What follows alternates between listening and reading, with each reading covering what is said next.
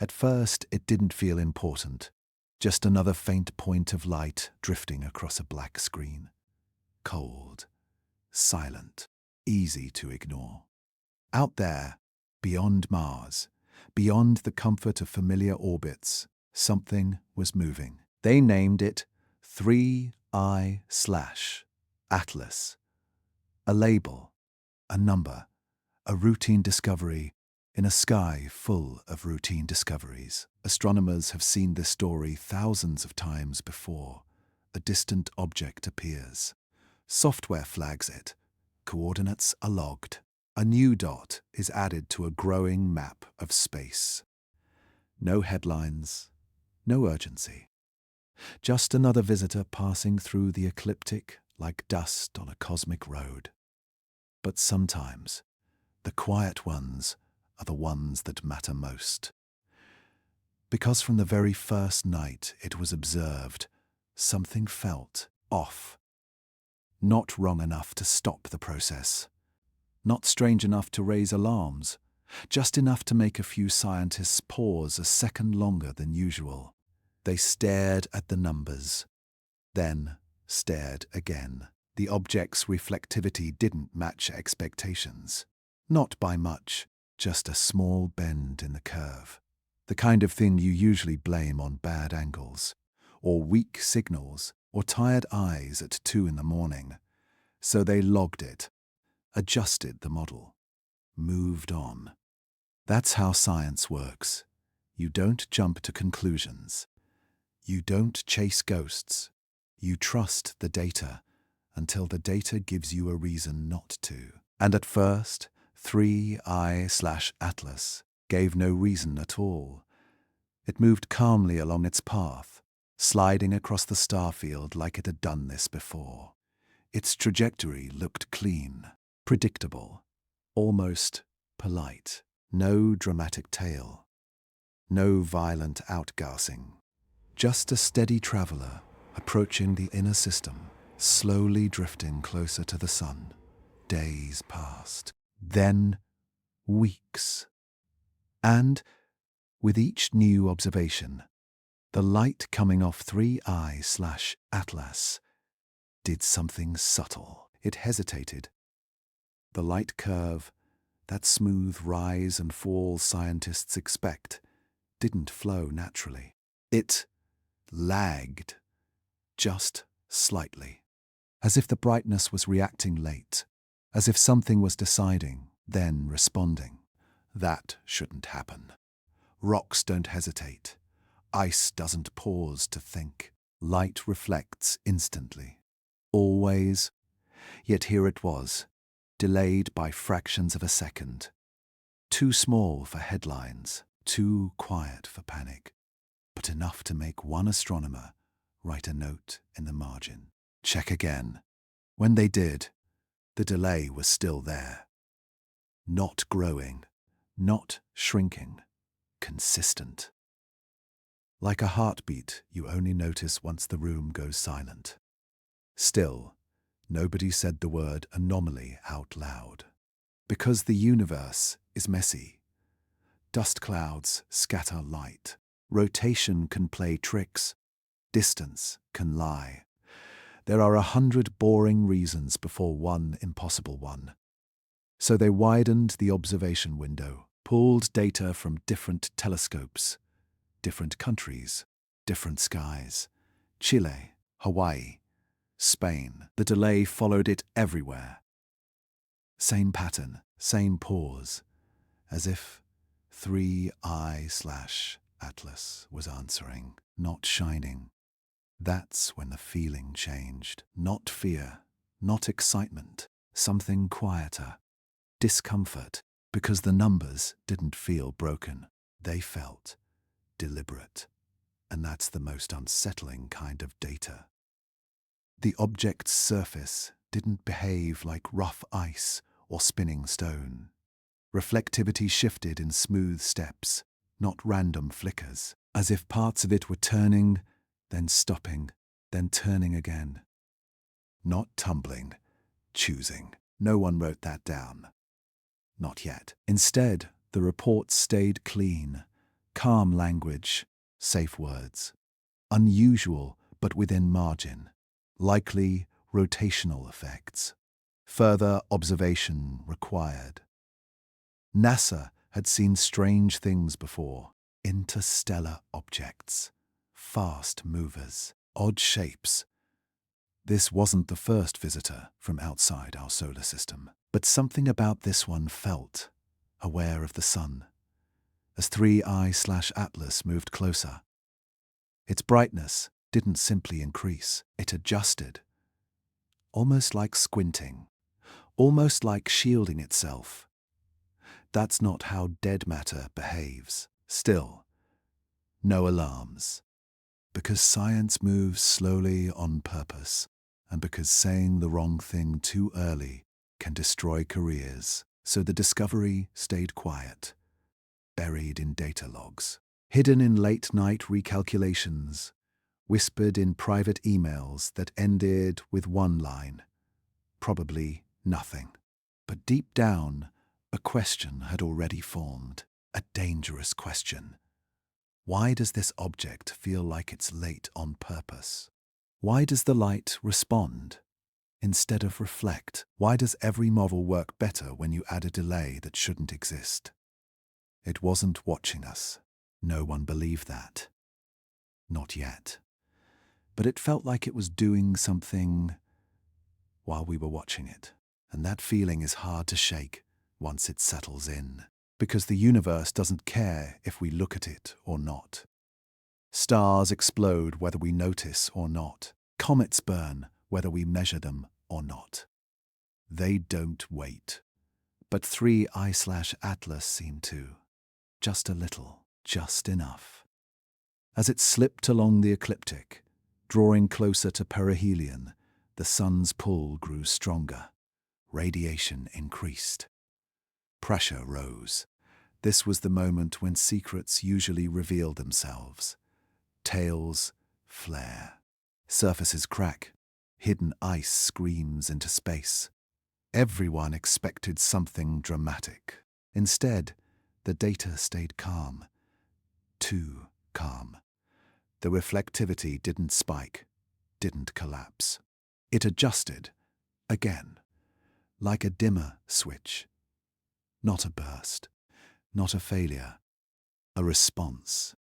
And somewhere between those charts and that quiet sky, someone realized something unsettling. This wasn't just a discovery. It was a beginning, a soft opening note to a story no one was ready to tell. Because if the data was right, if the delay was real, then the most dangerous possibility wasn't that 3I/Atlas was strange. It was that it was designed to look normal. And that realization brings a new kind of silence. The kind where you don't rush to tell the world. The kind where you watch and wait and double-check everything. Because once you cross that line, there's no going back. And 3I/Atlas kept moving, quiet, unannounced, unbothered, as if it had all the time in the universe. And as the sun grew larger in its path, the question grew larger in ours. Was this just another rock drifting through space? Or was this the moment when observation stopped being one-sided?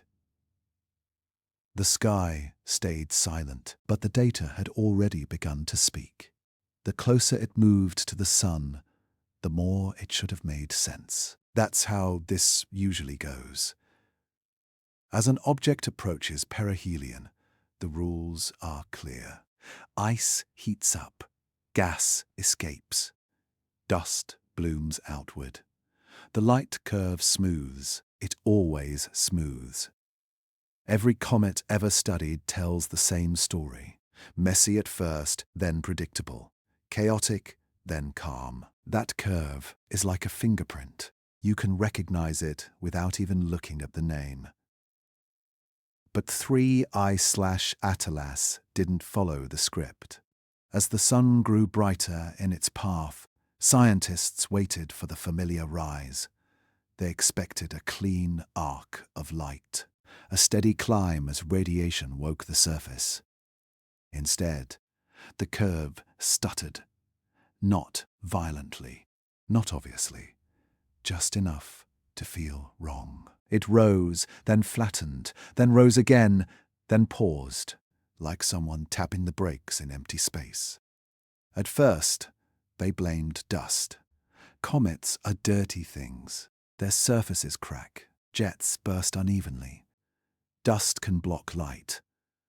Gas can scatter it. So they adjusted the models. They added noise. They added spin. They added irregular shapes. But no matter how they tweaked the equations, the curve refused to behave. It wouldn't smooth out. Not as the sun got closer. Not as pressure increased. Not even as surface temperatures crossed thresholds that should have forced activity. The light curve stayed jagged, but controlled, and that's the detail that made people uneasy. Natural chaos doesn't repeat itself cleanly, but this did. Every dip came back, every rise returned at nearly the same interval. Not perfectly, but close enough to notice.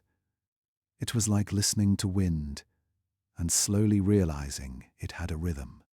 Somewhere in a quiet office, a researcher overlaid the new data with older frames, then leaned back.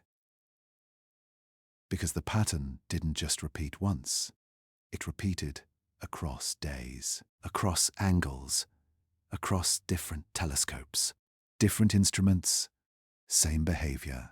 That shouldn't happen. Different sensors make different mistakes. Atmosphere interferes. Calibration drifts. Angles lie.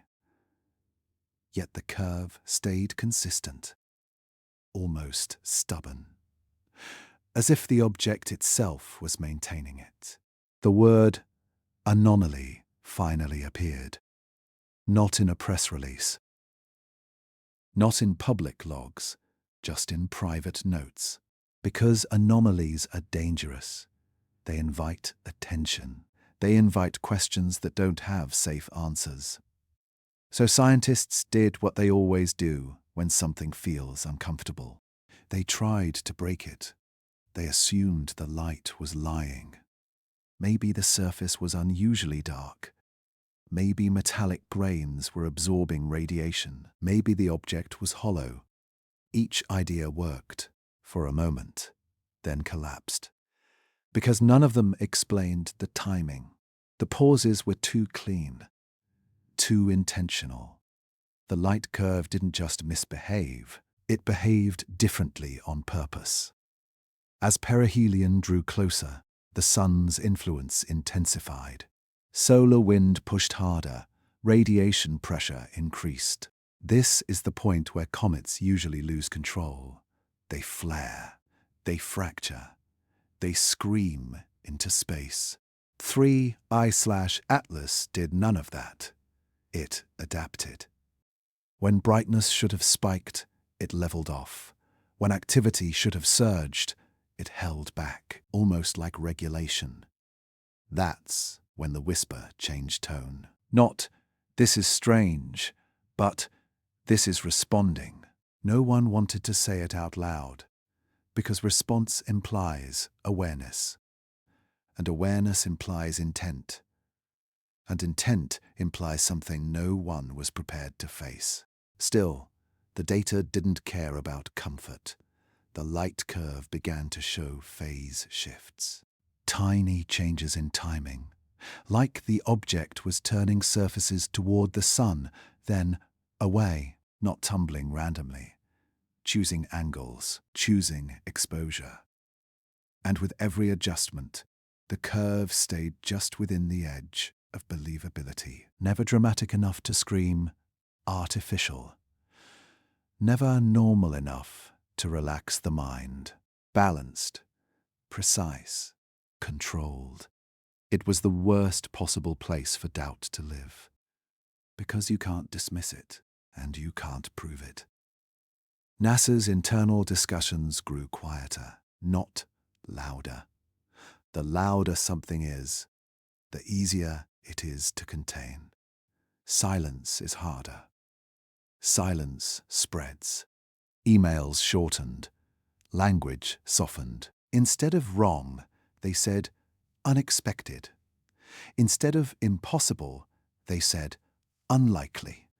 But the meaning stayed the same. This object was not behaving like dust and ice. And if it wasn't dust and ice, then what was shaping the curve?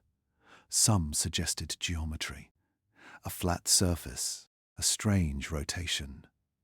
But geometry still follows physics. It doesn't hesitate. It doesn't pause when conditions demand reaction. It doesn't smooth itself out to avoid extremes. Unless it's designed to. That thought stayed unspoken. But it hung in the room because everyone knew the history. Oumuamua had already cracked the door open years earlier, an object that didn't outgas. That accelerated without explanation. This felt different. More subtle, more careful. Almost like a lesson learned, as if whatever passed through before had been noticed. And this time, it didn't want to be obvious. As perihelion neared, public-facing reports stayed boring. Charts, tables, footnotes, nothing alarming, nothing clickable, just numbers doing their job. But behind closed doors, something had shifted. Not belief, suspicion, the most dangerous stage of curiosity, because suspicion doesn't need proof. It only needs patterns, and the light curve was full of them. Patterns that didn't scream, patterns that whispered. The object reached its closest approach. The sun blazed. This was the moment everyone expected the curve to finally break, to spike, to flare, to give up the act. It didn't. Instead, it normalized, not into a natural curve, but into a stable one, flat where it should peak, smooth where it should roar. Like a machine idling, like something that had finished adjusting. And then it held. That was the moment a few scientists stopped asking what it was and started asking why. Why approach the sun at all? Why regulate brightness? Why stay just quiet enough to avoid attention? Why behave in a way that mimics nature but never fully commits to it? Those questions had no safe answers, so they stayed buried. Because once you suggest intent, you have to ask intent's shadow, purpose. And that's not a question science likes to answer in public. The light curve stayed wrong, not broken, not chaotic, wrong in a way that felt designed. And as 3I/Atlas passed perihelion and began its slow retreat, the curve didn't relax. It remained controlled, as if the object had learned exactly how bright to be, exactly how visible, exactly how much to reveal. And that realization carried a chilling thought. What if the light curve wasn't failing to smooth out? What if it was smoothing itself for us?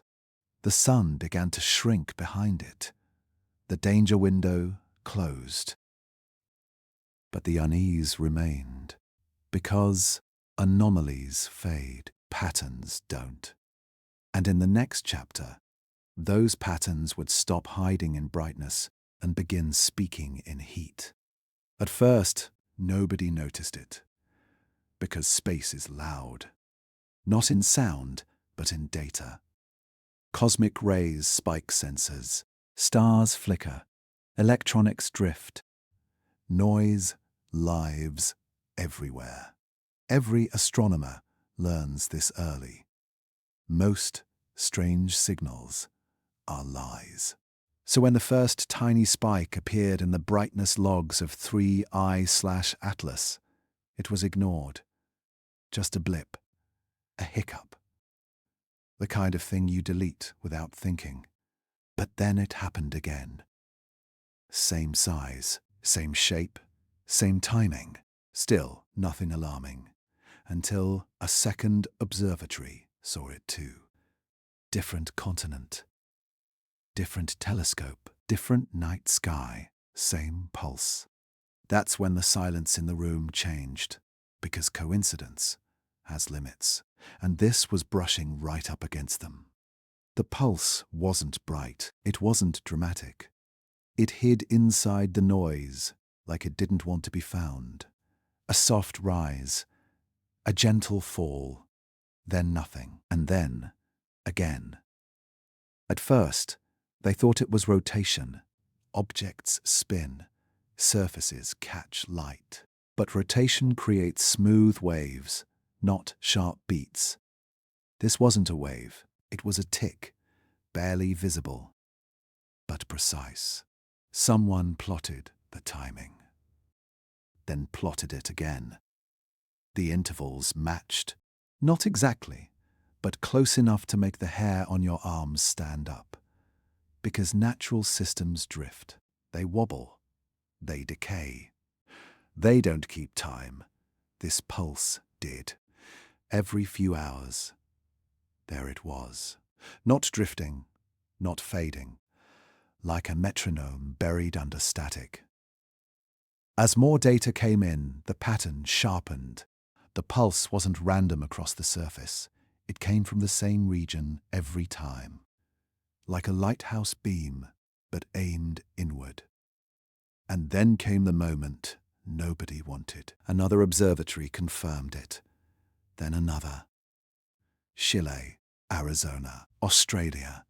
Different instruments, same pulse, same rhythm, same delay.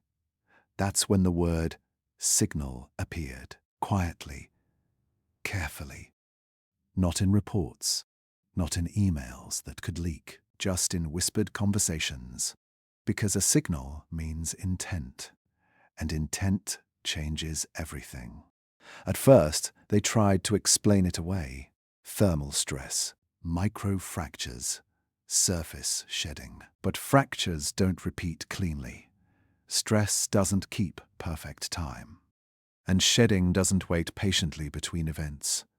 The pulse didn't care about solar wind. It didn't care about distance.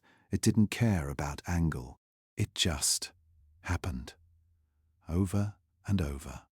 The scariest part wasn't the pulse itself. It was how small it was. Just strong enough to be detected. Just weak enough to be ignored. Like it wasn't meant to announce itself. Like it was meant to be found only by those who look too closely. Someone asked the question everyone was avoiding. What if this isn't for us? Because not every signal is a message.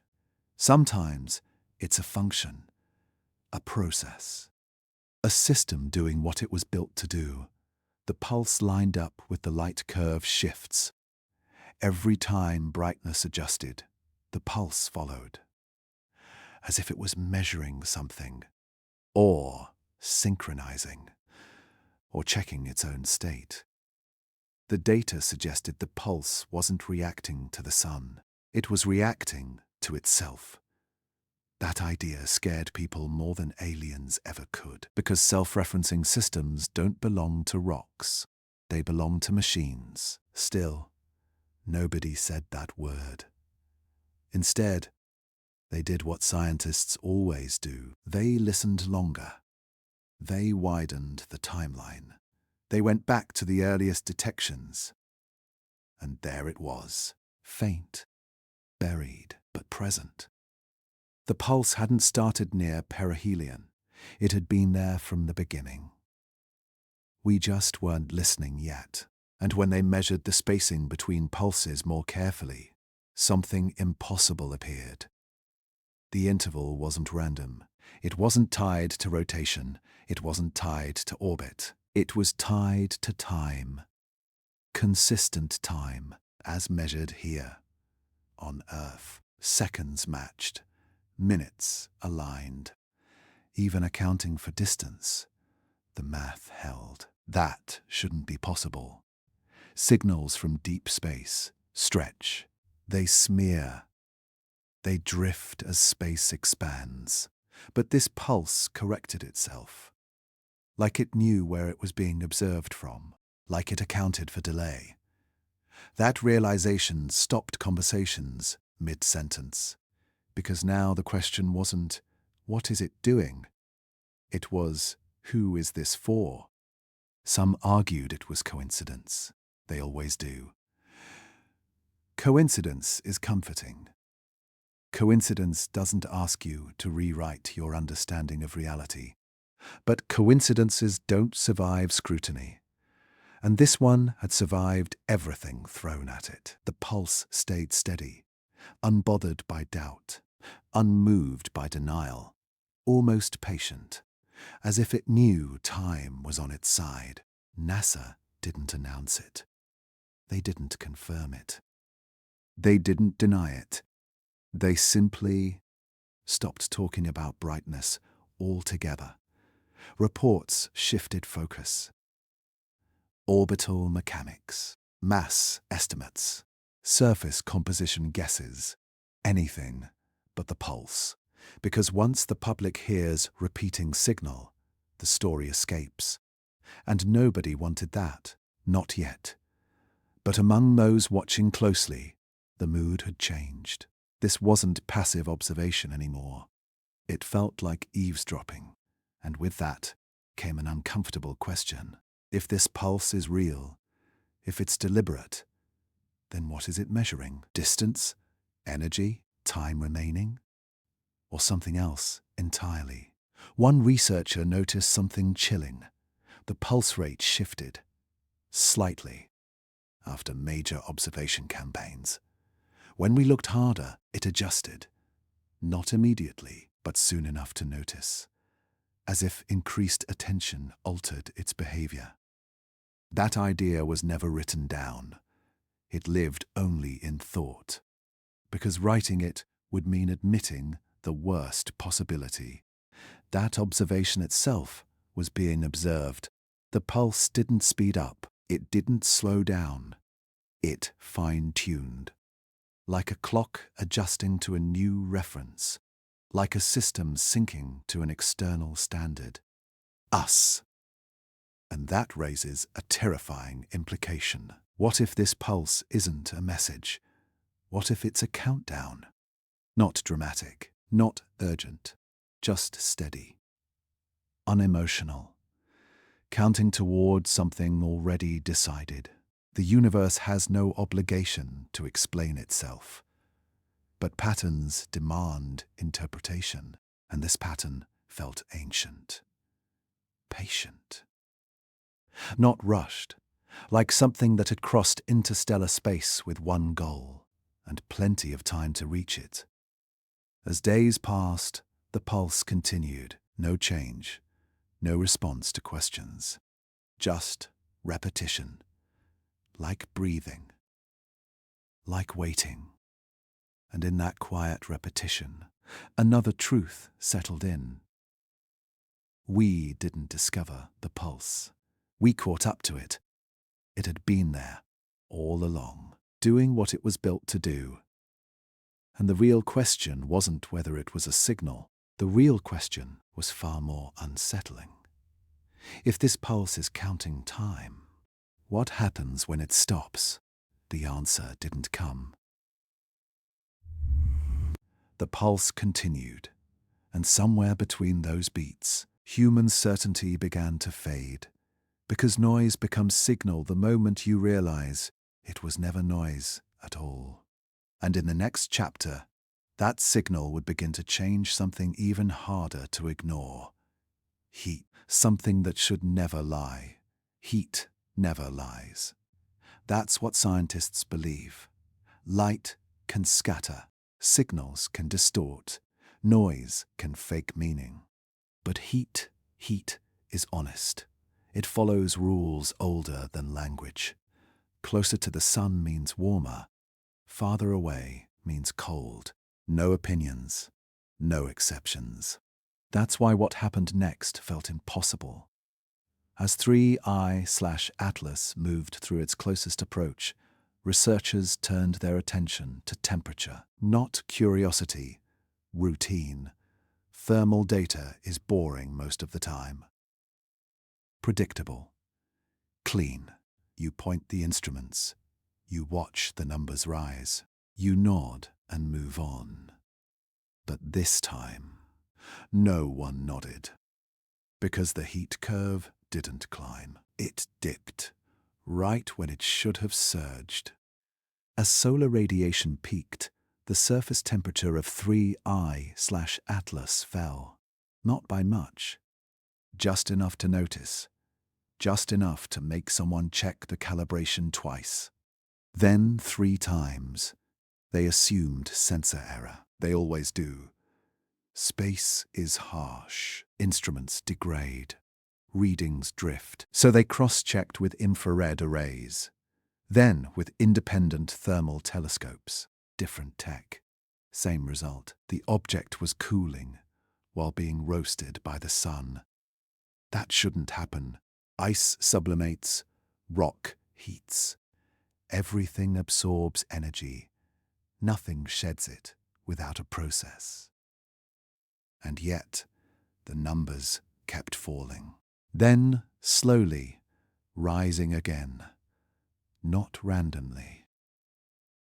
In steps, like breath, cooling, holding, warming, cooling, holding, warming. The pattern matched the pulse. That's when the room went quiet. Because now 2 independent systems, light and heat, were moving together, synchronized. That's not physics, that's control. They searched for explanations. Maybe reflective dust was venting heat. Maybe microjets were releasing cold gas. But outgassing leaves scars. Jets leave signatures. Plumes show up in spectra. There were none. The surface looked intact. No eruptions, no fractures, no violent release of energy. Just smooth thermal transitions. As if the object was redistributing heat internally. That idea caused discomfort. Because redistribution requires structure. Channels, layers, insulation, design. As 3I/Atlas began to move away from perihelion. Logic said the temperature should drop fast. The sun's grip weakened. Radiation faded. But the object did the opposite. It warmed. Slowly, carefully. Like a furnace turning itself back on after stress. Holding a stable range. Never too hot. Never too cold. Balanced. Someone plotted the thermal data against orbital distance. The curve should slope downward. Instead, it flattened, then stabilized, like a thermostat finding its set point. No natural object does that. Even planets struggle. Yet here was something no larger than a city, managing heat better than Earth's satellites. The phrase, active thermal regulation appeared, then disappeared, replaced by safer language, unusual thermal inertia, unexpected heat retention, words that soften the truth, because saying regulation means intent. And intent leads to engines, or systems, or something far worse. Someone asked the quiet question, what's powering it? Because you can't move heat around for free, energy must come from somewhere. Chemical reactions? None detected. Radioactive decay? Too weak. Solar absorption? That explains heating, not cooling. The math didn't close. No engine signature appeared. No exhaust, no waste heat. It was efficient. Too efficient. That's when another detail emerged. The temperature shifts followed the same timing as the pulse. Not exactly, but close enough to align. Like a system checking itself. Then adjusting, checking, adjusting. The pulse wasn't just counting. It was coordinating. That idea didn't sit well with anyone, because coordination implies purpose. And purpose raises the most uncomfortable question of all. Why regulate temperature at all? Comets don't care if they burn. Asteroids don't mind cracking. Only things that need to function care about staying within limits. Machines care. Life cares. 3I/Atlas showed no signs of biology, no organic signatures, no water vapor clouds. Whatever this was, it wasn't alive. But it behaved like something that wanted to keep working. And that's worse. As the object drifted farther from the sun, the thermal pattern changed again. Instead of dropping quickly, it tapered. Like it was releasing stored heat slowly, deliberately. Nothing leaked, nothing wasted, just careful management. That's when someone made a comparison that never left the room. It's acting like a spacecraft, without thrusters. No one responded, because everyone understood what that meant. Spacecraft regulate heat because they have to. Electronics fail if they overheat. Structures warp. Systems collapse. Thermal control is survival. So why would a random interstellar object behave like it has systems to protect? The reports grew shorter. Graphs replaced explanations. Charts spoke louder than words, and every chart told the same quiet story. This object was not passive. It was not reacting. It was maintaining. NASA didn't deny the data. They just stopped highlighting it. Thermal analysis was quietly downgraded in importance. Focus shifted again. Anything to avoid the question forming in everyone's mind, because once you ask how, you're one step away from asking why. And why has no comfortable answer here. One scientist noticed something chilling. The thermal stabilization range matched known tolerances for electronics. Not exactly, but close enough to feel intentional. Another noticed the cooling phases lined up with solar exposure peaks, as if the object shielded itself, then recovered. Shielding doesn't happen without layers, without design, without foresight. The object wasn't just surviving the sun, it was managing the encounter. Like it had done this before. Like perihelion wasn't a threat, just a phase. That thought lingered. Because interstellar space is cold, brutally cold. Anything crossing it for millions of years needs protection. Heat management isn't optional, it's essential. And suddenly, the idea of accident felt small. This wasn't a rock kicked loose by chance. This wasn't debris wandering aimlessly. This was something built to endure, built to pass through stars, built to wait. And that raises a haunting question. If this object regulates heat so carefully, what happens when it stops caring? Because machines shut down when their task is complete. They don't fail dramatically. They simply go quiet. As 3I/Atlas continued outward, the thermal curve began to relax. Not collapse, relax. Like a system winding down. No panic, no breakdown. Just stability giving way to silence. And in that silence, the fear grew. Because heat never lies. And the heat was telling us something simple and terrifying.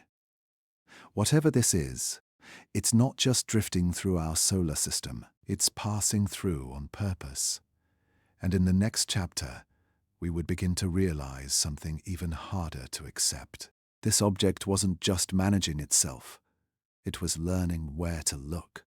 At first, the surface looked simple, dark, uneven, unremarkable, just another object carved by time, scarred by radiation, worn down by the long cold of interstellar space. That's what everyone expected to see, because most things that drift between stars look the same in the end: burned, pitted, dead.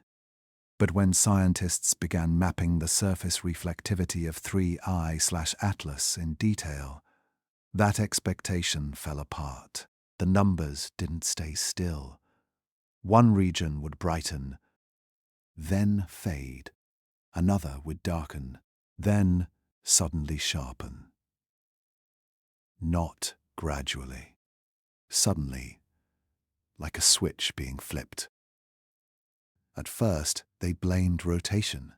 Everything rotates. Objects spin. Surfaces turn. Light shifts. That explanation is comfortable. Rotation explains almost everything, until it doesn't. Because rotation is smooth, predictable. It follows momentum. But what they were seeing wasn't smooth. It was selective. Sections of the surface seemed to change reflectivity independently of the rest, as if parts of the object were turning toward the sun, while other parts stayed still.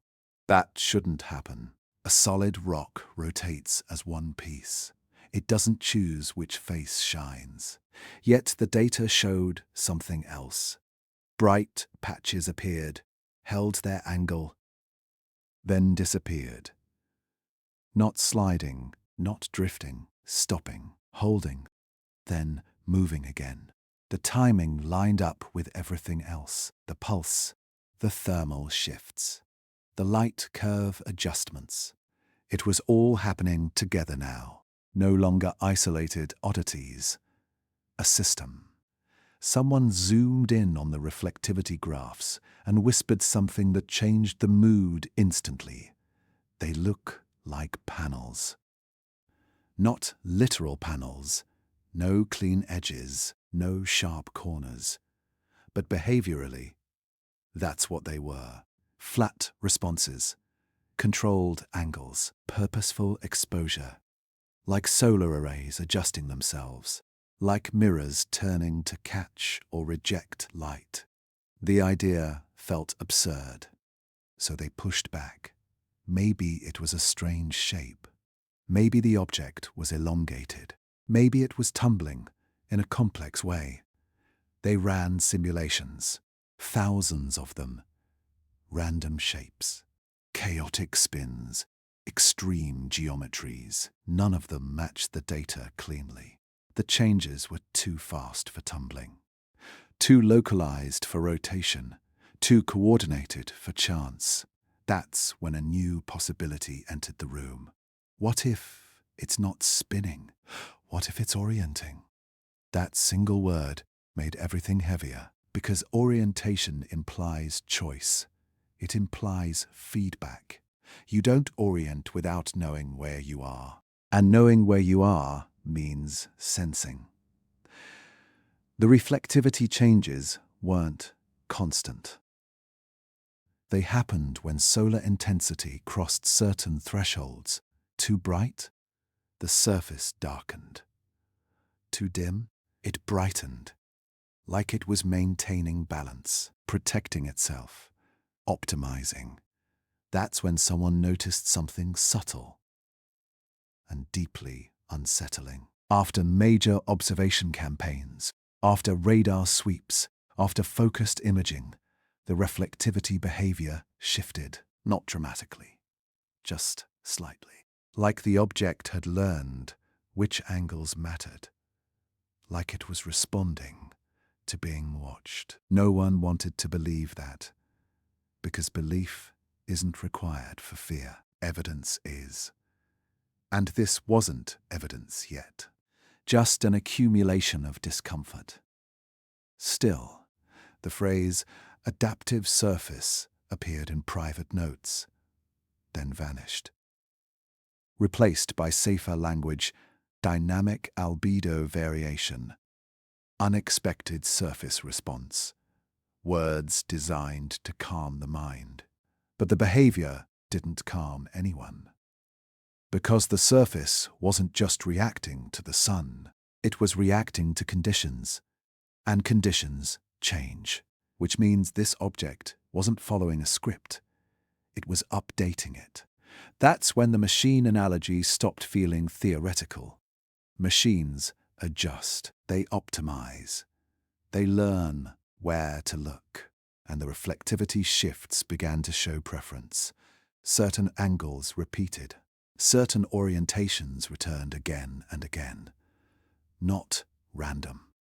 Chosen, almost like the object had discovered the most efficient way to manage exposure and stuck with it. That's learning, not intelligence, not consciousness, but adaptation, the simplest and most dangerous trait of machines.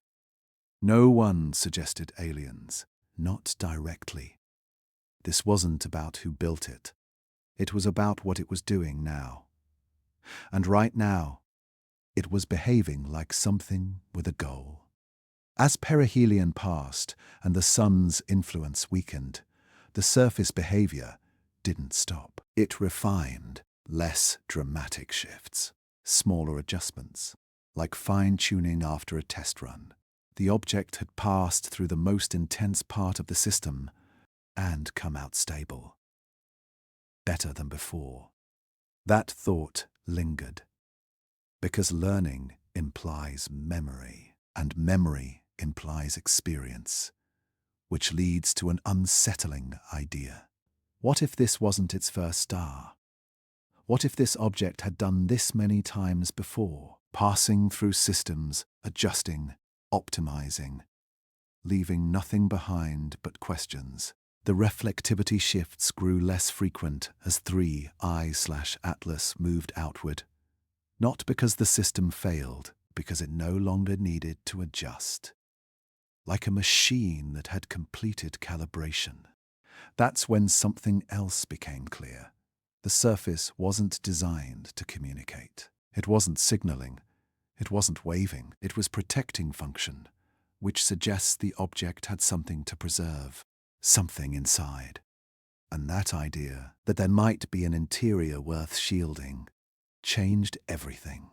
Rocks don't protect interiors. Machines do, because inside is where the important parts live. The silence from official channels deepened. NASA didn't deny the surface behavior. They simply stopped emphasizing it. The data stayed public. But no one talked about it, because talking gives shape to fear. And shape gives fear power.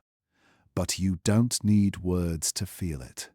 Anyone who looked long enough could see the pattern. Light, heat, pulse, surface, all moving together, all adjusting together, all behaving like parts of a whole. And that's when a final, haunting question emerged. If this surface is learning where to look, what is it looking for? Not the sun. It already understands the sun, not Earth.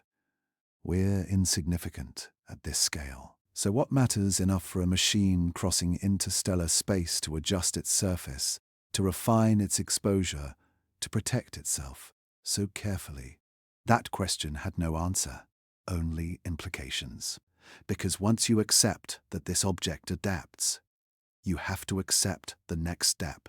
Adaptation exists to serve a purpose. And purposes don't appear by accident. As 3I/Atlas faded slowly into the outer darkness, the reflectivity stabilized. No more dramatic shifts. No more learning. Like a student who had finished the lesson, and the most unsettling thought of all settled in quietly. Maybe it wasn't learning how to survive our solar system. Maybe it was learning what mattered inside it. And in the next chapter, that thought would grow even darker. Because if this object is adapting like a machine, then someone would eventually ask the question no one could avoid forever. What happens when we stop calling it an object and start calling it what it behaves like?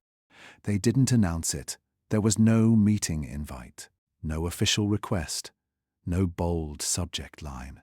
Just a small group of people staying late, closing doors, lowering their voices. Because by this point, everyone felt it. The word no one wanted to say was already in the room. Machine, not alien, not life. Machine, that matters. Because life is messy, emotional, unpredictable. Machines are quiet, patient, precise. And 3I/Atlas had been precise from the beginning.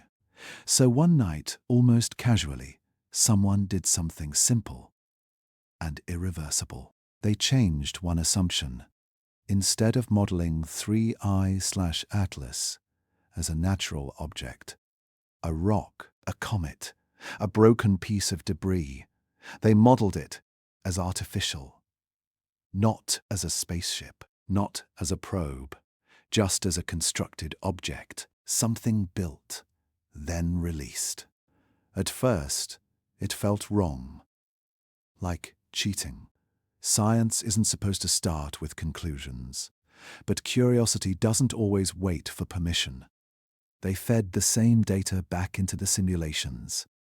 The light curve, the pulse, the thermal regulation, the reflective shifts.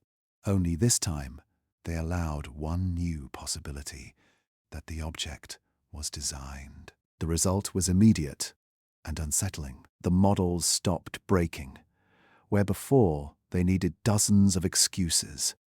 Dust here, rotation there, unknown chemistry everywhere.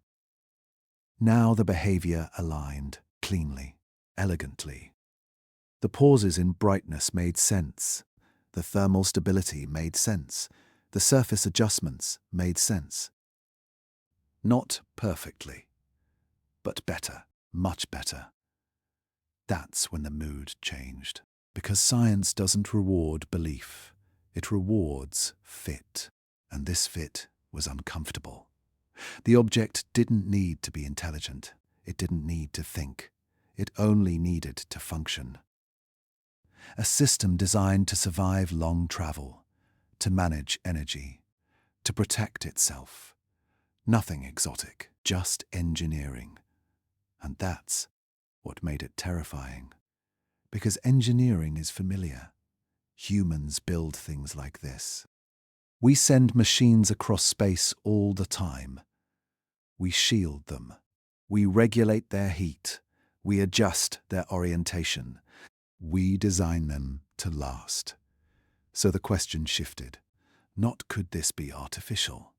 But why does artificial explain it so well? The group ran more tests. They treated the pulse as a timing system. Suddenly, it fit. They treated the reflectivity shifts as adaptive surface control. It fit. They treated the thermal curve as internal heat management. It fit. Not proof, but coherence. And coherence is dangerous. Because once a theory explains multiple anomalies at once, it stops being a coincidence. It becomes a contender. No one wanted to be the first to say it out loud. So they asked a safer question instead. What if this is just debris? A broken machine? A fragment? Something abandoned long ago? That idea brought brief relief, because broken things don't have purpose. But the data didn't agree. Broken systems fail. They drift. They decay. They lose coordination. 3I/Atlas was coordinated. Every part talked to every other part. Light, heat, surface, all moving together. That's not debris. That's integrity. Someone finally said it. Not loudly, almost apologetically. If this is artificial, it's still working. The room went quiet. because that single sentence rewrote everything. If it's still working, then it wasn't meant to burn up. It wasn't meant to crash. It wasn't meant to stop here. Which means this wasn't an accident. And accidents are comforting. Intent is not. That's when the deeper question emerged. Not what is it, but how old is it? Because interstellar space is unforgiving. Radiation erodes. Collisions happen. Time destroys. Anything crossing between stars for millions of years needs planning, redundancy, protection, efficiency. All things machines excel at. And 3IATLAS showed signs of all three. So the group looked at its path again, not just where it was going, but where it came from. The origin couldn't be traced cleanly. Too much time, too much drift. But one thing was clear. This object did not belong to our system. It wasn't captured. It wasn't flung out and returned. It arrived, cleanly, purposefully, at an angle that minimized disruption, like it wanted to pass through, not collide. That raised the sharpest question yet. Does origin matter more than distance? Because we like to believe that danger comes from closeness, that threats arrive suddenly, that discovery happens at the moment of encounter. But what if the most important part of this story happened long before we ever existed? What if this machine was built around a star that died, by a civilization that faded, sent out not to visit, but to endure? That idea scared people more than invasion ever could, because invasion implies urgency. This felt patient, ancient, like something designed to outlast its creators. The simulations kept running, and with every artificial assumption, the system grew quieter, less chaotic, more understandable, as if the object had been waiting for someone to finally ask the right question. Still, no one pressed publish, because once you suggest artificial origin, you cross a line science can't uncross. Funding changes. Politics follow. Fear leaks. So the work stayed unofficial. Unspoken. Just a few minds circling the same realization from different angles. This wasn't about aliens. This wasn't about contact. This was about technology without contacts. A machine without a manual, a tool whose purpose was unknown. And that is the most dangerous kind of discovery. Because tools are meant to do something, even if they're quiet, even if they wait. Someone asked one final question. If this is a machine, what stage is it in? Launch? Transit? Shut down? The data hinted at something subtle. The adjustments were slowing. The pulses were stabilizing. The surface changes were fading. Like a system reaching equilibrium. Not failing. Completing. That thought lingered. Because machines don't linger once they're done. They move on, or they sleep, or they wait for the next trigger. And triggers don't have to come from us. The sun faded behind 3I/Atlas. The inner system fell away, and still it held together. No breakdown, no loss of control, just silent persistence. At some point, the group stopped running simulations, not because they were done, but because they all reached the same conclusion independently. Treating it as natural required excuses. Treating it as artificial required only acceptance. And acceptance carries weight. Because once you accept that this object might be a machine, you have to accept the next truth. Machines reflect their makers, their values, their priorities, their understanding of the universe. So what does this machine tell us? It values endurance, efficiency, silence. It doesn't announce itself. It doesn't communicate openly. It doesn't care if it's noticed. And that's when the most unsettling realization of all arrived. If this machine exists, then someone, somewhere once believed the universe was worth crossing. Not to conquer, not to speak, but to leave something behind. And if that's true, then 3I/Atlas isn't the question. It's the evidence. Evidence that we are not the first to send machines into the dark, and not the first to hope they would survive long enough to be found. As the object drifted farther away, the simulations went quiet, not because the mystery was solved, but because it had changed shape. This was no longer a question of astronomy. It was a question of perspective, of humility, of whether distance really protects us or merely delays understanding. And in the next chapter, that understanding would escape the lab, because once humans sense something bigger than themselves, silence never lasts. It didn't start with an announcement. It started with a screenshot, a cropped graph, a blurry chart, a message sent too late at night to the wrong person. That's how silence breaks. Someone shared a fragment of data, nothing dramatic on its own, but enough to spark curiosity. Then someone else added context. Then speculation. Within hours, the quiet world of peer review collided with the loudest force humanity has ever built, the internet. At first it was subtle, a post asking, "Why is this light curve wrong?" A thread pointing out temperature data that didn't match solar logic. A comment that ended with, "This doesn't look natural." Then it spread. Screenshots jumped platforms. Graphs lost captions. Contexts dissolved. And suddenly, 3I/Atlas wasn't a file name anymore. It was a question. Social media did what it always does. It split. One side leaned forward in awe. This changes everything. We're not alone. They've been watching us. The other side leaned back in denial. Bad data. Fake science. Another hoax. Because disbelief is easier than uncertainty. And uncertainty was everywhere.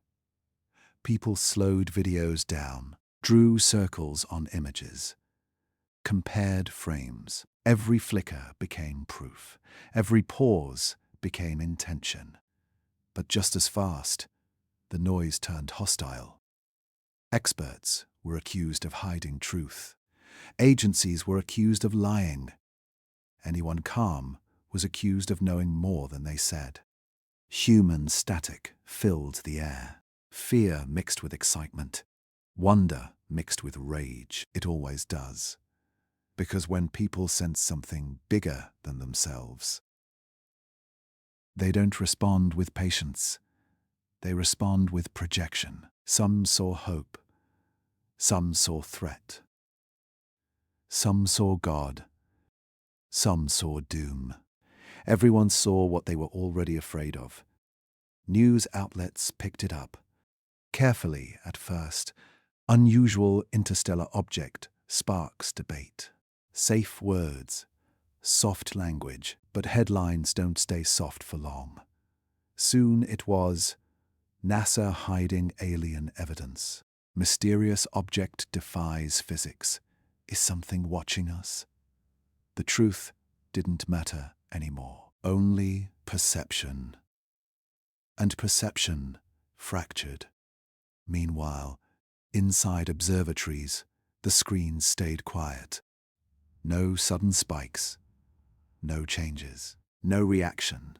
3I/Atlas didn't flare, didn't pulse faster, didn't adjust its surface. It didn't respond to attention. That detail bothered scientists more than the chaos outside, because human systems react to attention. Markets move, politics bend, people change behavior when watched. Machines only react to inputs, and 3I/Atlas showed no sign that we were one. The pulse continued. Same timing, same strength. The thermal balance held steady. The reflectivity stayed calm, as if none of this mattered. As if the noise didn't exist.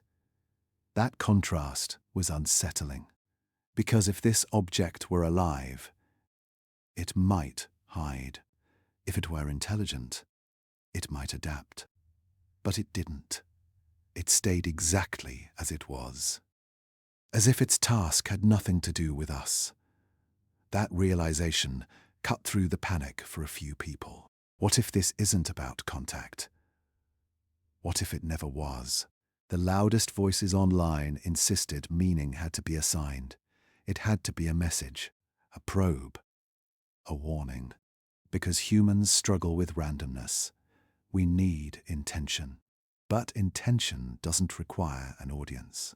Machines don't care who's watching. They care about function.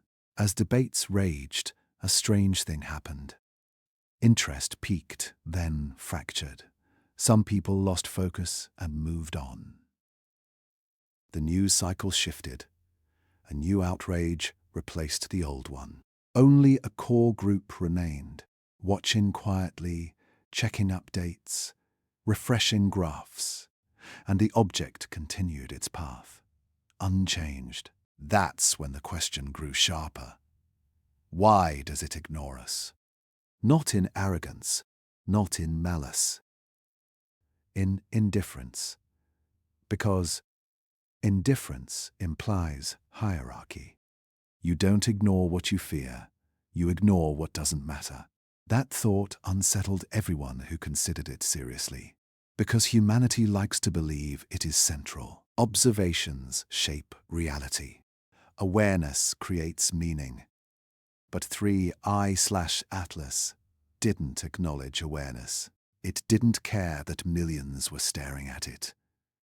It didn't alter course. It didn't shield itself further. It didn't communicate. It didn't even hide. It simply continued. As if the moment of interest was irrelevant. As if this phase had already passed. As if whatever it was doing was already done. That idea felt cold.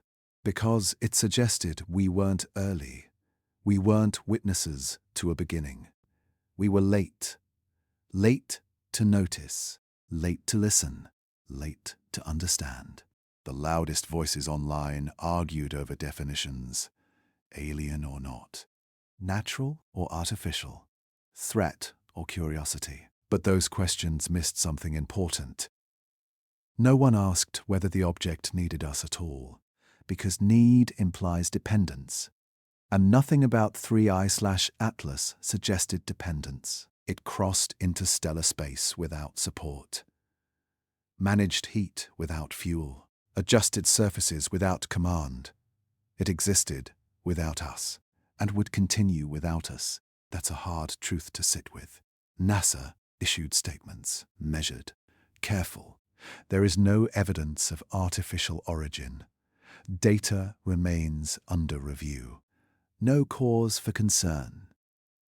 Every word was technically true and emotionally useless, because emotion doesn't respond to reassurance. It responds to mystery. And mystery doesn't disappear when denied. Behind the scenes, the reaction mattered less than expected. The object didn't change when we argued. It didn't change when we panicked. It didn't change when we stopped paying attention. That consistency spoke louder than any headline. This was not a performance. It wasn't feeding on fear. It wasn't reacting to belief. It was following its own internal logic. And internal logic means internal goals. That's when a quieter thought surfaced. What if this object passed through countless civilizations, each one reacting, arguing, projecting.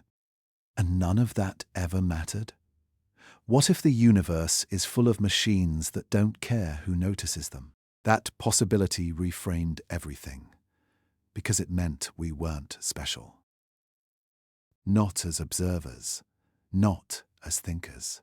Just another species watching the sky, trying to feel important. The human noise faded, not because answers arrived, but because attention moved on. Only a few kept watching. Only a few kept listening, and those few noticed something subtle. The object wasn't responding to us, but it was responding to time.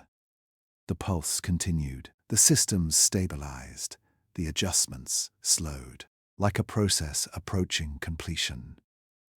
And that raised a final, haunting question. If 3I/Atlas ignores our reaction entirely, then what moment is it actually waiting for?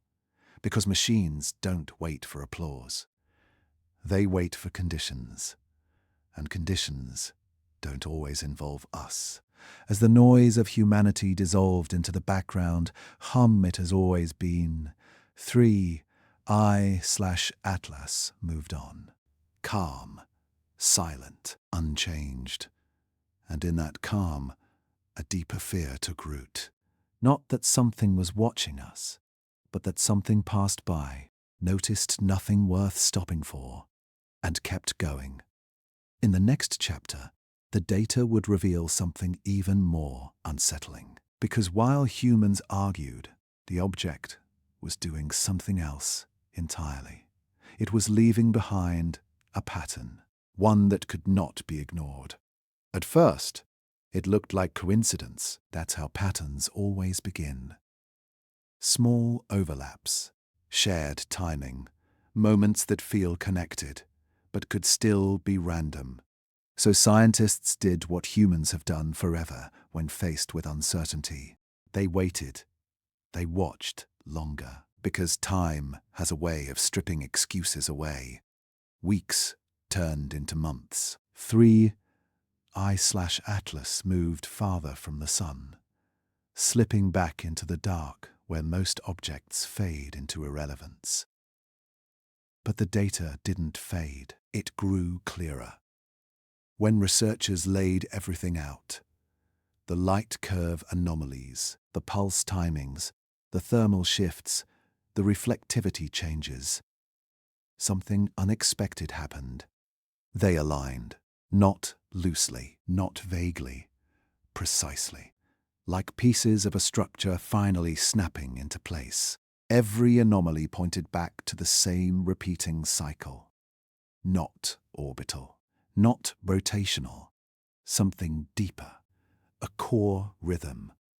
The pulse was the key, it always had been. When they synchronized all datasets to the pulse timing, the chaos disappeared. Light fluctuations matched specific pulse phases. Heat adjustments followed predictable intervals. Surface reflectivity changed at the same points in the cycle. What once looked like noise now looked like choreography. That realization changed everything, because chance scatters, patterns organize, and this was organized. The cycle repeated again, and again, and again. No drift, no decay, just repetition. That's not how natural systems age. Stars wobble, comets break apart. Chaos creeps in, but this structure held, as if time itself couldn't erode it. Someone plotted the full cycle length, then cross-checked it, then recalculated it using independent clocks. The number stayed the same. Every time, it didn't care who measured it. It didn't care when. The pattern was absolute. That's when the word architecture quietly entered the conversation. Because architecture implies planning, not reaction, not accident. Planning. This wasn't a pattern caused by environment. The sun didn't create it. Distance didn't shape it. Gravity didn't enforce it. The pattern existed independently, and everything else adjusted around it, like a spine holding a body together, and that raised an uncomfortable truth. This object wasn't responding to the solar system. The solar system was briefly interacting with its process, which means the most important part of this object wasn't what we could see. It was what we were interrupting. The group studying the long-term data noticed something subtle. The pattern didn't change when conditions changed, not when solar radiation peaked, not when human observation intensified, not when instruments changed. The structure stayed intact. Only the surface behavior adapted. That's another trait of machines. Core systems remain stable. External layers adapt. The longer they watched, the clearer it became. This wasn't randomness settling into order. It was order revealing itself over time. That realization felt heavy, because it suggested intention without communication. The pattern didn't announce itself. It didn't broadcast. It didn't escalate to be seen. It simply existed, patiently, waiting for anyone who would look long enough. And that raised the question no one could avoid anymore. Was this designed to be noticed? Or was it never meant for us at all? Some argued it had to be intentional. Why else maintain such precision? Why build a structure that survives interstellar travel only to hide it? But others disagreed. Machines don't need audiences. They need reliability. What if this pattern wasn't a message, but a log? A record? A system keeping track of its own journey? Timestamps, status checks, internal cycles. The pulse could be nothing more than a clock, a machine counting its own existence, not caring who overhears. That idea felt colder than contact, because it meant we weren't part of the equation. We were bystanders, eavesdropping on a process never meant to include us. Someone pointed out something even more unsettling. The pattern didn't encode information. No primes, no sequences, no mathematical greetings, nothing designed to say hello, just repetition, which suggests function, not communication. It wasn't speaking. It was operating. That distinction matters, because speaking implies awareness of the listener. Operating does not. As 3IATLAS drifted farther away, the signal-to-noise ratio worsened. Data became thinner, harder to read, but the pattern remained visible, even through distortion, like a song you recognize even when played softly. That endurance changed how people felt about it. This wasn't fragile. This wasn't temporary. This structure had crossed unimaginable distances intact. Which means it was built to last, longer than civilizations, longer than stars. And that idea humbles you, because humanity has existed for a blink. Our machines fail within decades. Our records decay. Yet this pattern endured space, radiation, time, and still repeated faithfully. That doesn't feel accidental, but it also doesn't feel welcoming. It feels indifferent. Somewhere along the line, the conversation shifted again. Not what is it, but what does it represent? A probe, a beacon, a relic, or something stranger? A test of persistence, a proof that intelligence once existed and believed the universe was worth leaving a trace in. Not a message, not a warning, just evidence. The simplest and most haunting kind, because evidence doesn't explain itself. It only proves something happened. The object continued its outward journey. The sun shrank behind it. The inner planets fell away. Soon, observation windows would close. Soon the data would thin beyond usefulness. But the pattern didn't rush. It kept repeating, as if it didn't care whether it was ever fully understood. That's when a quiet realization settled in. Maybe this pattern wasn't designed to be noticed quickly. Maybe it was designed to be noticed eventually, by any civilization patient enough, curious enough, humble enough, to stop asking what it wants and start asking what it is. And that distinction matters. Because if this object carries a repeating structure across the galaxy, then it is not unique. It is a type, a class, something that can be built again. And that leads to a chilling possibility. What if the universe is full of these? Not watching, not waiting, just passing through, running their cycles, leaving patterns behind like footprints in time. We don't notice them because we don't look long enough. And when we do, we mistake patience for silence. As the last clear data came in, the pattern remained intact. No sign of breakdown, no deviation, just the same quiet rhythm beating against the void. And that final image stayed with everyone who saw it. A machine, or something like one, crossing the dark, keeping time, not for us, but for itself. Which leaves one question hanging in the cold. If this pattern was never meant to be noticed, if it's merely a record of passage, then how many others have already passed by, leaving patterns we never recognized because we weren't listening long enough? And, more importantly, what happens when we finally encounter one whose pattern does include us? Because patterns don't lie, they wait. And in the next chapter, that waiting would come to an end, not with a message, but with something far more unsettling. Silence. It didn't stop suddenly. That's the part people misunderstand. Silence didn't arrive like a switch flipping off. No sharp ending, no dramatic drop.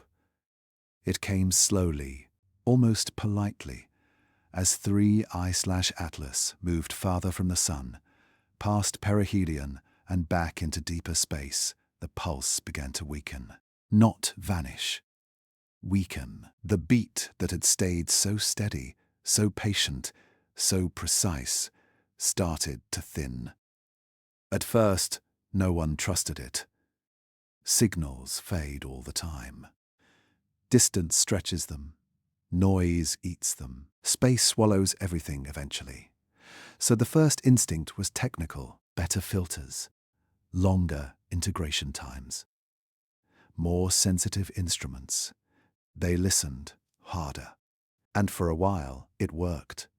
The pulse was still there, faint, soft, but real. Like a heartbeat heard through a wall. But with each passing week, it grew quieter.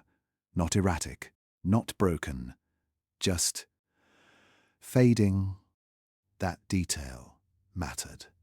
Because failure looks messy, systems collapse unevenly. Timing slips, patterns distort. This wasn't collapsing. It was concluding. The pulse spacing stayed consistent. The structure held. Only the strength declined. Like a voice lowering itself, not being cut off. The same thing happened with the light curve. The strange adjustments softened. The deliberate pauses blurred into the background. Still unusual, but no longer sharp enough to stand out. Thermal behavior followed. The careful regulation relaxed, not overheated, not frozen, just drifting toward equilibrium.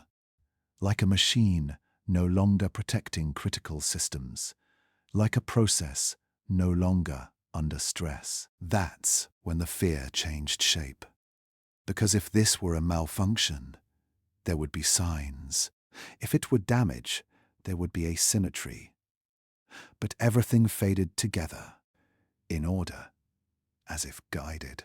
Someone finally asked the question no one had wanted to ask before. What if this isn't breaking down? What if it's shutting down correctly? The room went quiet. Because shutdown implies completion, not failure. Completion means purpose, and purpose means this object came here to do something, something that might already be finished. The idea spread slowly, carefully, because it's one thing to say an object behaves like a machine. It's another to suggest that machine has finished its task. The pulse was the hardest to let go. For months, it had been the spine of everything, the clock, the anchor. Now it was slipping below detectability, still there, but only barely. Each detection felt like catching the last echo of a sound that had already passed, and that raised a haunting possibility. What if the pulse was never meant to last forever? What if it was only meant to operate under certain conditions? Near a star, within a system, during passage. Once those conditions ended, so did the need for activity. That would explain everything. The careful approach, the controlled exposure, the adaptive surface. All of it focused on surviving the inner system. Now that survival was no longer required, so the systems powered down. Not dramatically, gracefully, like a probe entering hibernation. Or worse, like an experiment ending. The word experiment made people uncomfortable because experiments have variables and environments and observers, even if they're not human. Some wondered if the sun itself was the target. Maybe the object was measuring stellar behavior, radiation patterns, magnetic fields, something we barely understand. If so, then Earth was never relevant. Just background noise. That would explain the indifference. That would explain the silence. Others suggested something even colder. What if this object wasn't studying anything at all? What if it was simply testing endurance, a proof of concept, a demonstration that a structure could cross interstellar space, pass close to a star, and emerge intact? No data transmission required. No message needed. Just survival. If that's true, then the silence isn't loss, it's success. That thought settled heavily, because success means repetition, and repetition means this isn't unique. It means this has been done before and could be done again. As the pulse weakened further, detection became statistical. You couldn't see it anymore. You had to infer it, like tracing a vanished animal by footprints fading in the sand. At some point, the question changed again. Not, is it still there, but when do we stop saying it is? Because science hates uncertainty. It demands thresholds. And eventually, the pulse crossed below them. Officially, the signal was gone. Unofficially, some swore they could still feel it. A phantom rhythm, a memory of repetition. But memory isn't data, so the charts flattened, the graphs normalized. The anomaly disappeared into the noise it once stood apart from. That's when the story should have ended. That's when everyone expected closure. Instead, unease remained, because silence answered nothing.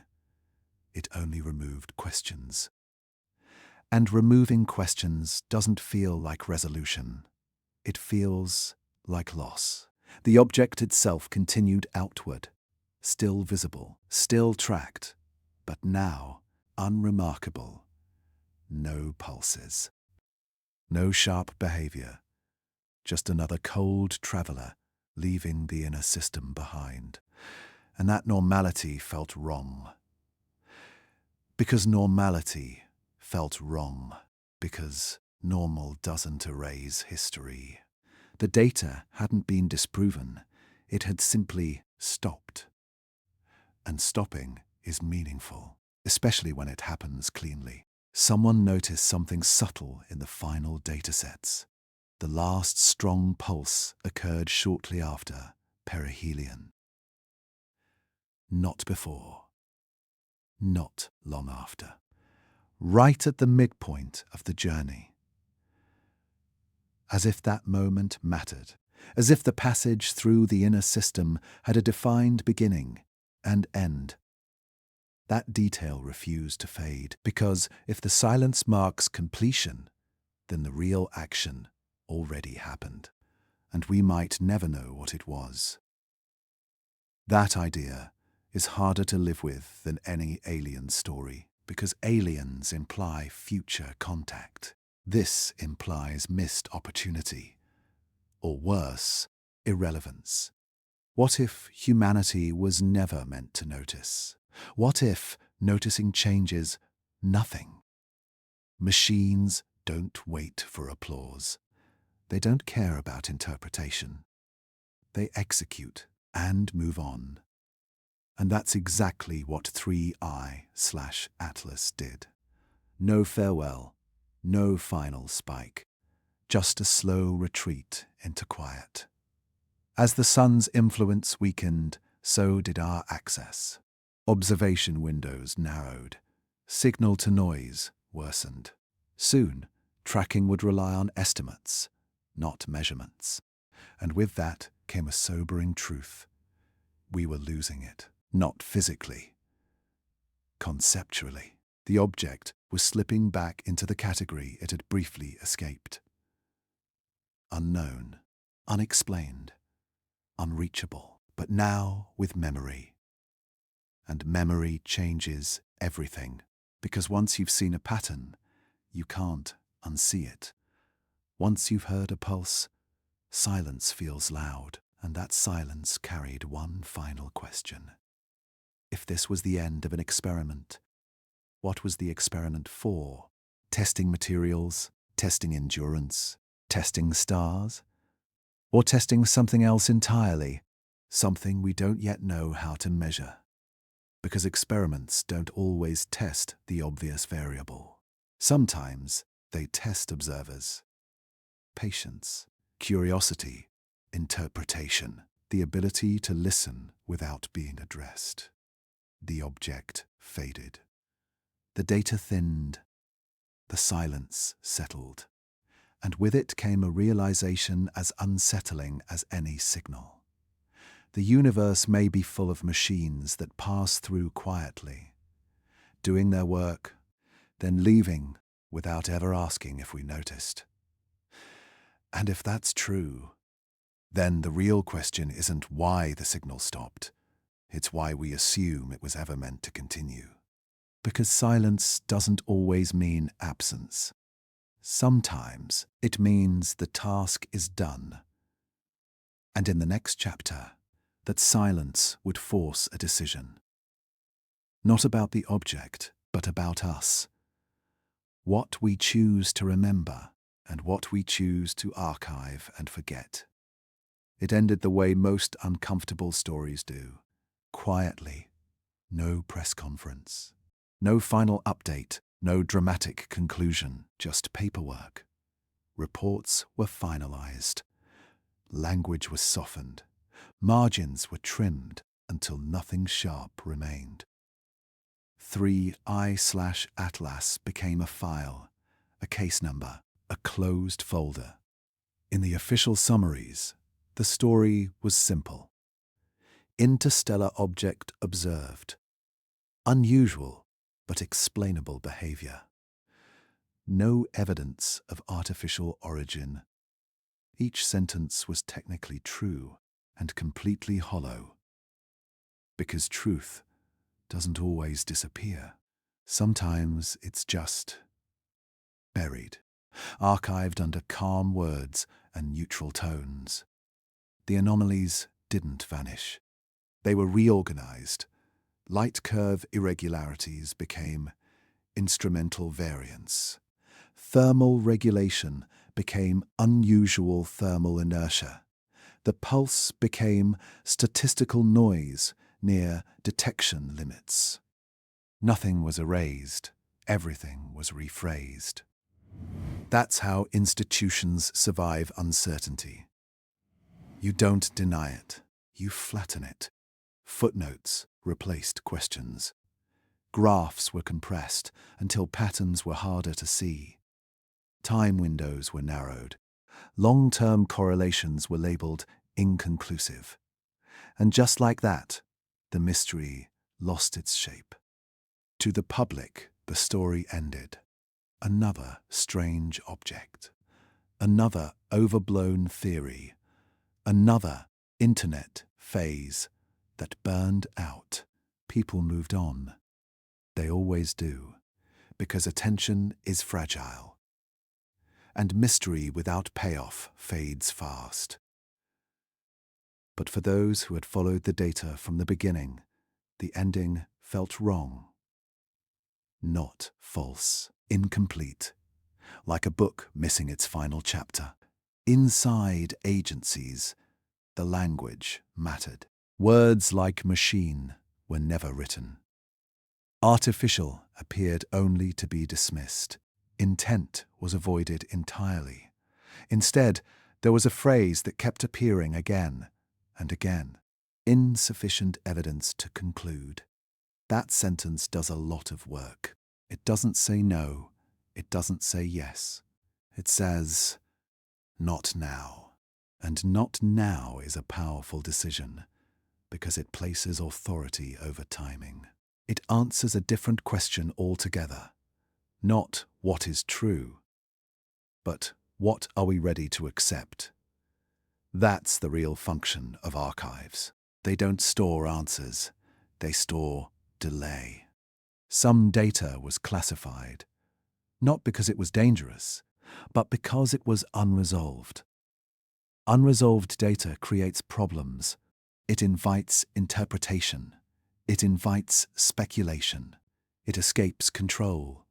So it was sealed, not forever, just for now. The justification was reasonable.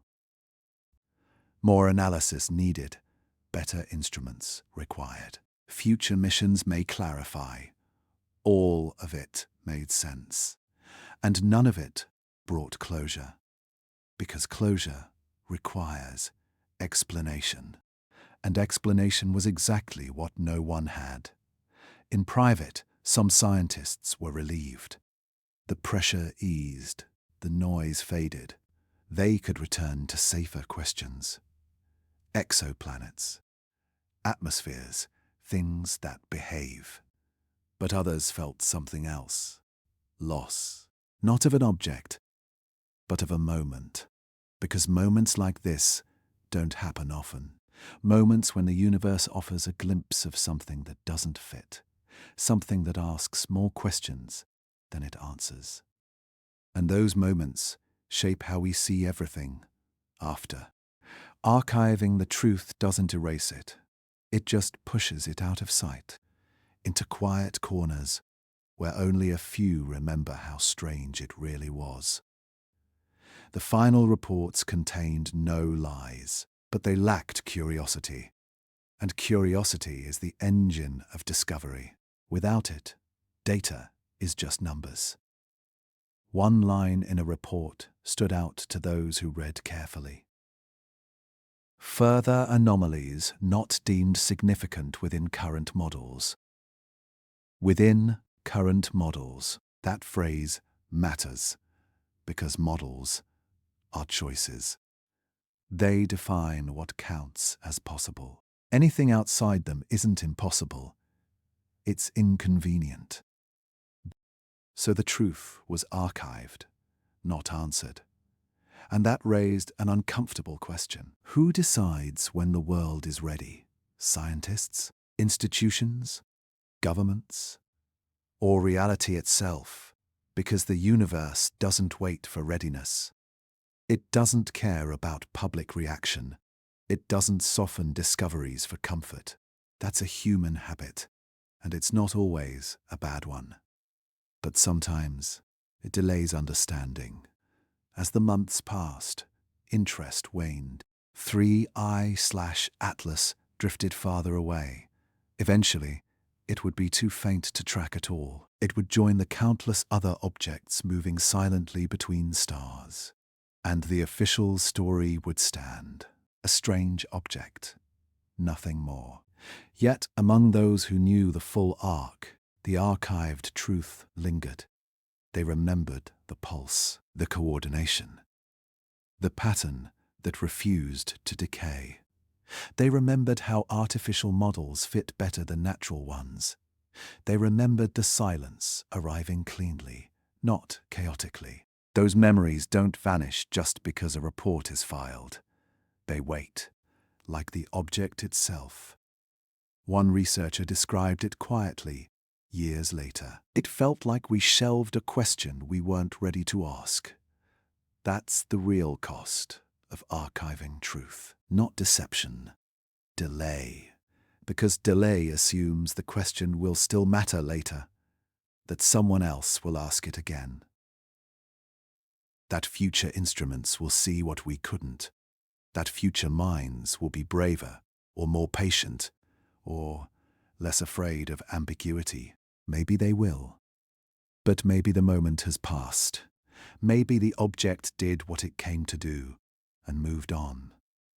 And all we're left with is a record of almost understanding. The archive doesn't answer questions.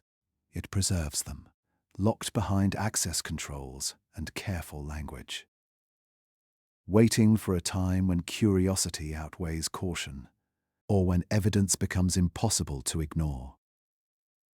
Until then, the truth sits quietly, not denied, not confirmed, just filed. And that's how the story officially ends, with calm words, neutral conclusions, and a sense that something important slipped through our fingers. But unofficially, the story doesn't end at all, because archiving isn't the same as forgetting. And forgetting isn't the same as resolution. The data exists. The patterns exist. The silence exists. And silence has a way of echoing, especially when it follows something that felt deliberate. In the end, the question isn't whether the truth was hidden. It's whether the truth was ever meant to be revealed all at once. Maybe understanding doesn't arrive as an answer. Maybe it arrives as a slow shift in perception, a realization that not everything in the universe is meant to engage us. Some things simply pass through, leave traces, and move on. And it's up to us to decide what to do with that knowledge, to bury it, or to sit with it. Because the archive isn't the end of the story, it's the pause before the last question. A question that no report can answer. One that belongs not to scientists, but to all of us. And in the final chapter, that question will no longer be about 3I/Atlas at all. It will be about what its silence forces us to confront. About ourselves, about meaning, about whether knowing is more important than being ready. Because once the truth is archived, the responsibility doesn't disappear. It just changes hands. In the end, it leaves the same way it arrived. Quietly, no signal, no flare, no final adjustment to mark its passing. Just a dim point of light shrinking against the dark. 3I/Atlas drifts beyond the reach of our strongest instruments, slipping back into the space between stars. The place where names lose meaning and charts turn blank. The inner system exhales. The sun keeps burning. Planets keep circling. Life goes on. And on the surface, everything looks normal again. The charts are clean now. Light curves smooth.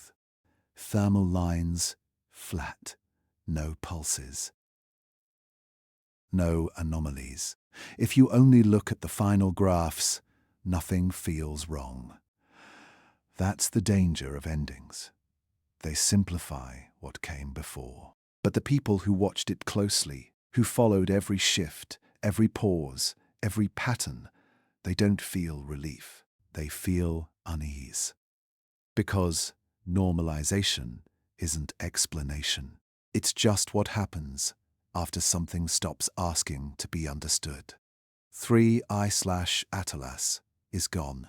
Not destroyed, not captured, just gone from relevance.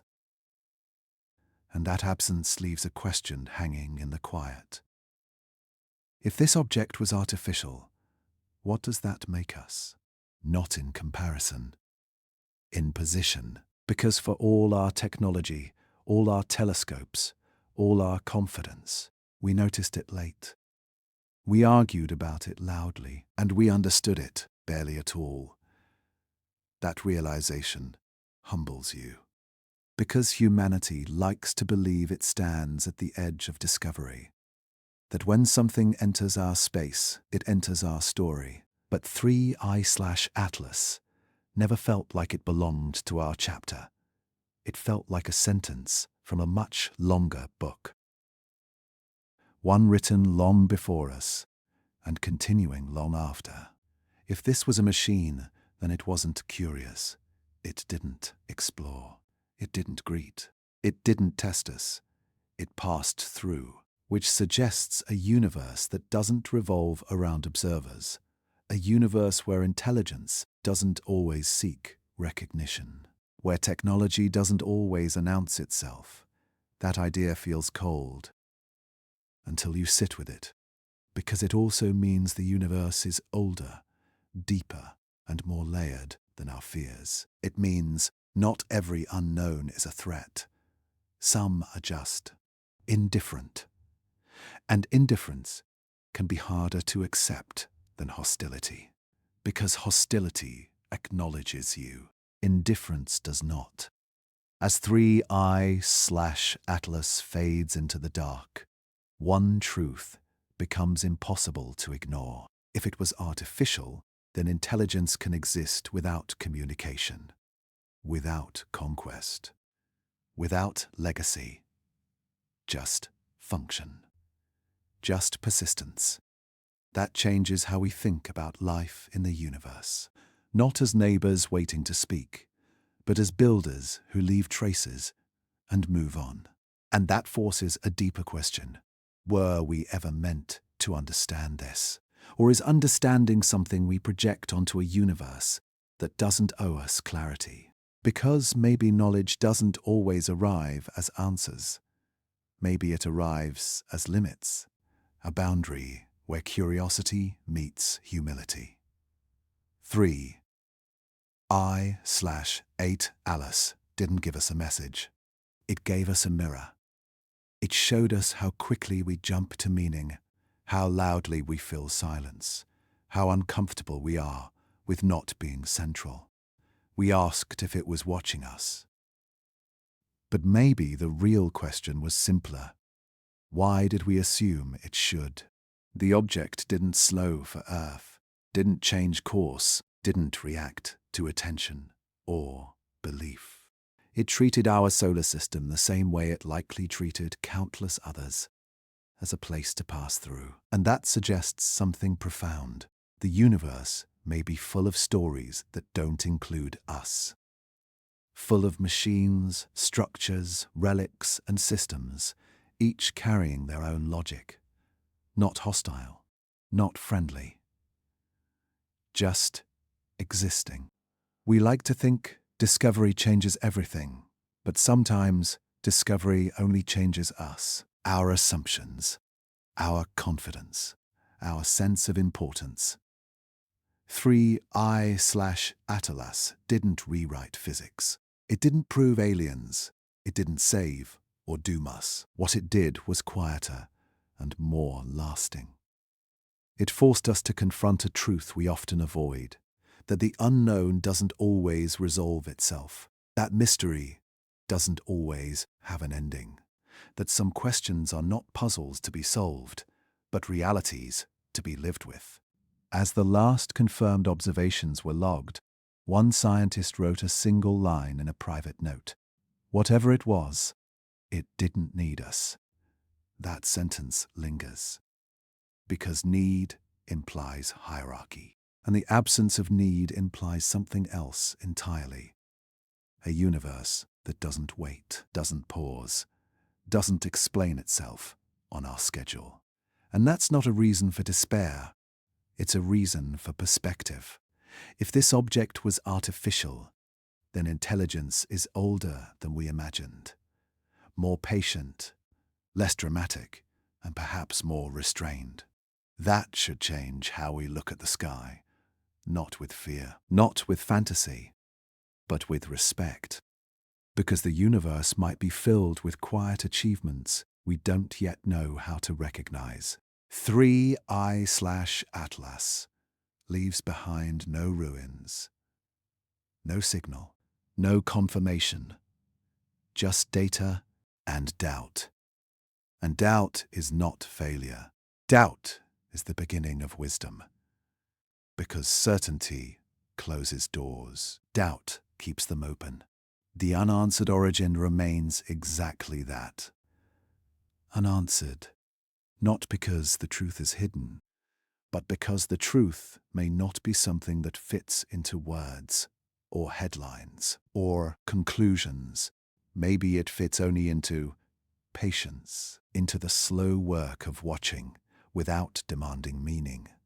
As the object fades completely from view, one final thought settles in. Perhaps the universe is not a conversation.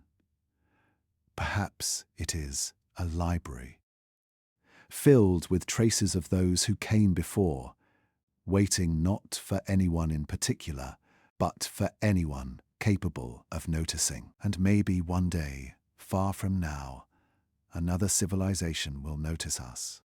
Not because we called out, not because we mattered to them, but because something we built quietly endured. Until then, the sky remains vast, indifferent, honest, and somewhere out there, 3I/Atlas continues its journey.